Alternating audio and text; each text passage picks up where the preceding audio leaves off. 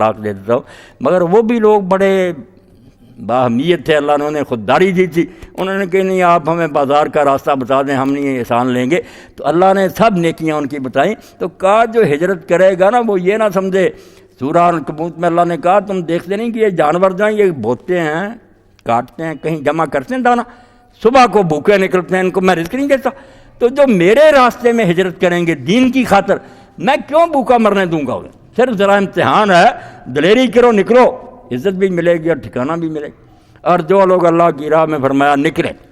یہ بھی بڑی پیار کی بات اللہ نے کہی ان مہاجرین کی دلداری کے لیے کہ جو اللہ کے راستے میں نکل کھڑا ہو، اب راستے میں موت آ جائے، پہنچا بھی نہیں وہاں دارالہجرت میں،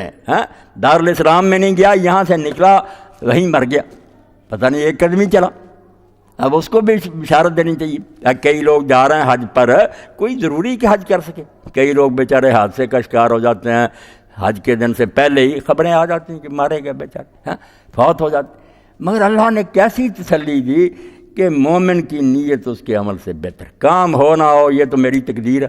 تم نے جب ارادہ ایک نیک کام کا کر لیا نا تم اسی وقت کامیاب ہو گئے، یہاں نہیں کہ منزل تک پہنچو تو پھر نہیں، یہاں تو پہلا قدم ہی منزل ہے، بس قدم اٹھاؤ کامیاب، بے شک پہنچو نہ پہنچو۔ حج کے سلسلہ میں بھی یہ آتا ہے کہ جو لوگ حج کی راہ میں مر جاتے ہیں، جہاد کی راہ میں، قیامت تک جو حج ہوں گے اور قیامت تک جہاد ہوں گے ان میں ان کا نام لکھا جاتا ہے، ان کو اجر دیا جائے، ان بیچاروں نے شروع تو کر دیا۔ اب یہ بات جو آئی کہ جو اللہ اور رسول کی طرف ہجرت کرے اور مر جائے تو اس کا اجر اللہ کے ذمہ ہو گیا، فقد وقع اجرہ علی اللہ، ثواب نہیں ملے گا، اللہ نے بالکل جیسے قرض ہوتا اس طرح اپنے ذمہ کہ میرے سر پڑ گیا، اب یہ میں ضرور اس کو پورا کروں گا اور میں بخشنے والا اور مہربان۔ تو حضرت اکرمہ جو ابن عباس رضی اللہ عنہ کے شاگرد کہتے ہیں میں 14 سال، امام قرطبی لکھتے ہیں الجامع لحق، 14 سال اس تلاش میں رہا کہ یار اس آدمی کا نام تلاش کرنا تھی۔ یہ ٹھیک ہے کہ سب لوگوں پر ہی ہے یہ لگتا حکم، مگر آخر کو بندہ تھا نا جو اللہ کی راہ میں نکلا اور مر گیا، مدینے نہیں پہنچا، تو کون تھا؟ 14 سال۔ اور یہی قرطبی فرماتے ہیں اس سے پتہ چلا کہ علم جو ہے اس کی کتنی قدر ہے کہ 14 سال اتنے بڑے عالم نے گزار دیے کہ اس صحابی کا نام دریافت کرنا، اور پتہ چلا کہ وہ زمرہ بن جندب تھے۔ ان کا یہ ہوا کہ جب یہ آیتیں انہوں نے سنی کہ اللہ نے کہا کہ جن کو راستہ نہیں ملتا یہ بے بس ہیں، ان کو شاید میں معاف کر دوں، جن کا بس چلتا نا مکے سے نکلنے کا وہ یہاں مریں گے تو منافق مریں گے۔ اب وہ بیمار تھے، انہوں نے بچوں کو بلایا، انہوں نے کہا بیٹا میرے پاس وسائل ہیں، تم اچھے بھلے میرے بیٹے بھی ہو، اگر میں خود نہیں چل سکتا تم مجھے پہنچا سکتے، مجھے یہاں سے نکالو۔ یہ آیتیں جو ہے نا انہوں نے اب میرا مکے میں رہنا حرام کر دیا، میں یہاں نہیں رہ سکتا، مجھے راستہ بھی معلوم ہے، نکلنے کا سامان بھی ہے، اس لیے مجھے یہاں سے نکالو۔ اب بیمار کو چارپائی پر ڈالا، بچوں نے اٹھا لیا، چلے اور تنیم تک پہنچے، جہاں مسجد عائشہ صدیقہ رضی اللہ عنہ، وہاں تک صرف پہنچے، وہاں وہ فوت ہو گئے، دفن کر دیے گئے۔ اور صحابہ کرام تک جب یہ خبر پہنچی تو لوگوں نے کہا اگر یار زمرہ یہاں پہنچ جاتا تو اس کا ثواب مکمل ہوتا، تو اللہ پھر چپ نہیں رہا، اللہ نے آیت اتار دی کہ کیوں تم کہتے ہو کہ مدینے پہنچتا تو ثواب ہوتا، وَمَن يَخْرُجْ مِن بَيْتِهِ مُهَاجِرًا إِلَى اللَّهِ، جو اپنے گھر سے نکل پڑا اس نیت سے کہ میں نے یہ وطن چھوڑ دینا ہے، اللہ اور اس کے رسول کے پاس جانا ہے، ثُمَّ يُدْرِكُ الْمَوْتَ، پھر اگر موت آ گئی تو اس میں اس کا کوئی قصور ہے، اس میں اس کا کیا دخل، یہ تو میری مرضی، اس کا ثواب ضائع نہیں ہوا، نہ یہ ہے کہ ثواب ناقص رہ گیا، فقد وقع اجرہ علی اللہ، اس کا ثواب پکا ہو گیا، دیکھا گیا۔ سبحان اللہ، یہی تو چیزیں تھیں جس کی وجہ سے لوگ جب کہتے تھے نا کہ قرآن مجید ایک ہی بار کیوں نہیں اترتا، اب بھی لوگ سمجھتے، یہ بیچارے سمجھتے قرآن مجید جیسے کوئی کتاب ہے، اللہ کتاب لکھنے بیٹھا تھا ایک ہی مرتبہ لکھ دیتا، اور لکھتا بھی اس طرح کے پہلے وضو کے مسائل ہوتے پھر زکوٰۃ کے ہوتے ہیں، نہیں، انہیں یہ پتہ نہیں کہ یہ کتاب نہیں، یہ بشارات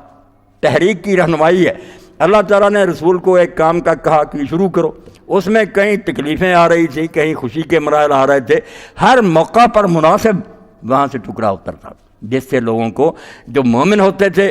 ان کو تسلی مل جاتی کہ ہمارا رب غافل نہیں ہے، بے خبر نہیں ہے، اگر ہمیں یہ کفار تکلیفیں دیکھ رہے ہیں، دیکھ رہا نا، اسی وقت مرہم رکھ دیا جاتا۔ اب آپ دیکھیں جب ہم پڑھتے ہیں سورہ الانعام کہ ظالموں نے رسول اللہ صلی اللہ علیہ وسلم سے یہ مطالبہ کیا، کفار کے سرداروں نے، کہ ہم سے اگر آپ بات کرنا چاہتے ہیں، ہمیں دین سکھانا چاہتے ہیں، تو یہ صہیب اور بلال اور یہ عمار اور یہ جو غریب مسکین لوگ ہیں نا، جن کو ہم اپنے برابر نہیں بیٹھنے دیتے، ان کو محفل سے اٹھاؤ۔ جب ہم آئیں نا، ہمارے لیے علیحدہ محفل منعقد کرو، الگ وقت دو، ہم آپ کی بات سنیں گے۔ اب اللہ کے رسول علیہ السلام تو دل جان سے چاہتے تھے کہ لوگ ایمان لیں۔ آپ نے فرمایا چلو اچھا، اس طرح سے اگر بات بنتی ہے ٹھیک۔ خیال صرف آیا، اللہ نے اسی وقت قرآن مجید میں اتار دیا کہ نہیں، جو لوگ صبح و شام اللہ کو یاد کرتے ہیں اور دین کے طالب ہیں، ان کو اپنے پاس سے اٹھانا دینا، ان بے ایمانوں کی بات سن کر ان کو اٹھانا نہ۔ وَاصْبِرْ نَفْسَكَ مَعَ الَّذِينَ، ان کے ساتھ بیٹھا رہے۔ اور اگر تو نے فَتَطْرُدْهُمْ فَتَكُونَ مِنَ الظَّالِمِينَ، اگر ان مسکینوں کو تو نے اٹھا دیا، ظالموں میں سے ہو جائے۔ ہمیں ایسے سرداروں کی ضرورت نہیں، نہ ان کے ایمان کی ضرورت ہے، خبردار اگر ان کو اٹھایا۔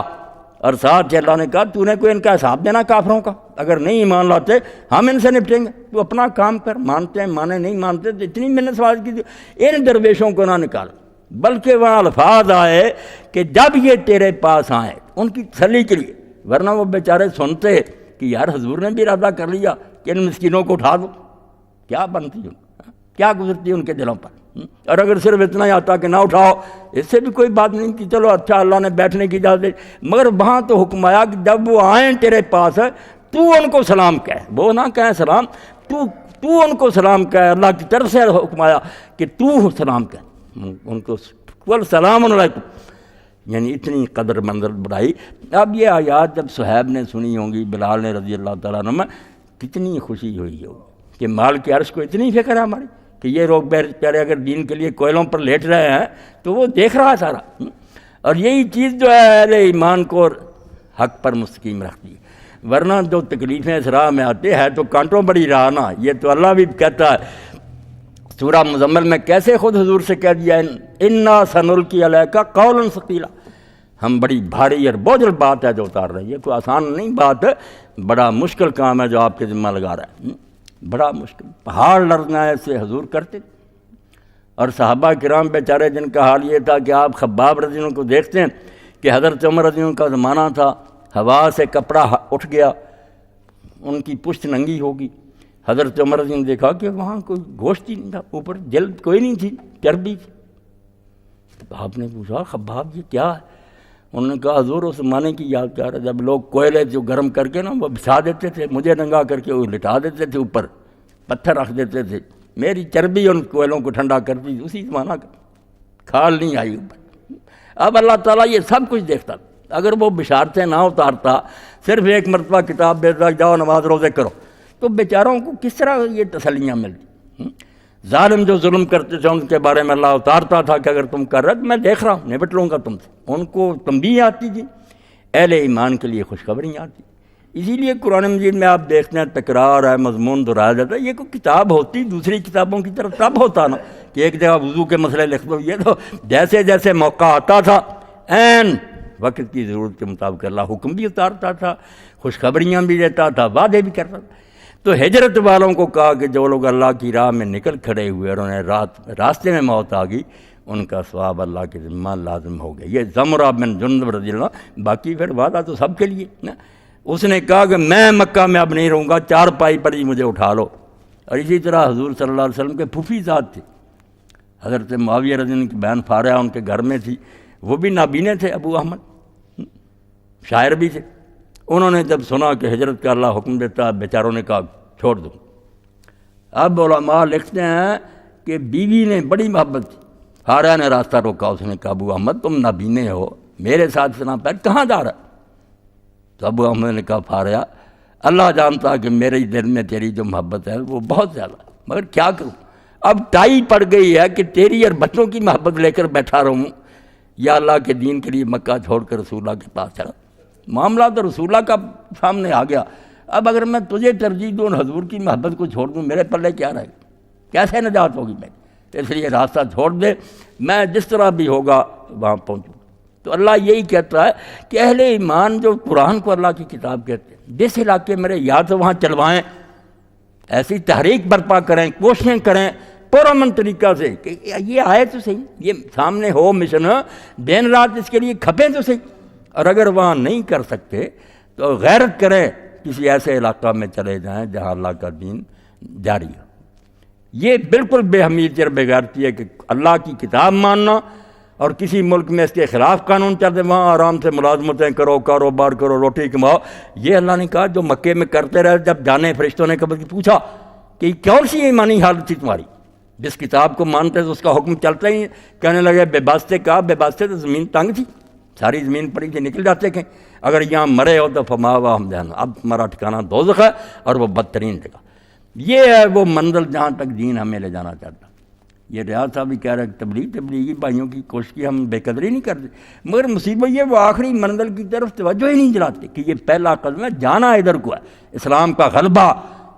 اس کے لیے دن رات محنت کرنی نہیں۔ پہلے قدم نہیں، ہمیں حکومت نہیں چاہیے، ووٹ نہیں چاہیے، نوٹ نہیں چاہیے، اس کا ذہن سے نکالتے ہیں۔ اور اچھے بڑے ان کے علماء لکھ دیتے ہیں کہ حضرت حسن کے خلافت چھوڑنے کے بعد اب خلافت کے لیے کوشش کرنا فضول، امام مہدی آئیں گے تو کریں۔ کیسی بےہودہ بات، دین سارے کو چھری پھیرنے والی بات ہے کہ جو ہمارا کام ہم اس کے لیے دن رات کھپیں، ہسپتالوں میں اس کے لیے درس کرائیں، یونیورسٹی میں کریں، جو ہمارے بس میں کریں، اس کے بعد پھر اللہ تعالیٰ عذر قبول کرے گا کہ یہ بیچارہ جو کر سکتا تھا کرتا رہا، کرے ہی نہ۔ ذہن میں کبھی یہ تشویش آئے ہی نہ کہ ہم جس دین کو مانتے ہیں وہ مغلوب ہے، وہ پاؤں تلے روندا گیا ہے، ہم کیسے بے غیرت بن کر اس کو برداشت کریں۔ تو یہ پورا رکوع جو سورہ النساء کا میں نے پڑھا آپ کے سامنے، اس میں یہی بات آئی کہ جو مومن تھے مگر ہجرت نہیں کی، اللہ نے کہا وہ سب منافق شمار ہوئے اور ان کو جہنم میں بھیجا گیا، اور جو ہجرت کر کے نکل پڑے وہ بے شک 10 قدم کے فاصلہ پر مر گئے، ان کا اجر اللہ کے ہاں لازم ہو گیا۔ وآخر دعوانا الحمدللہ رب العالمین۔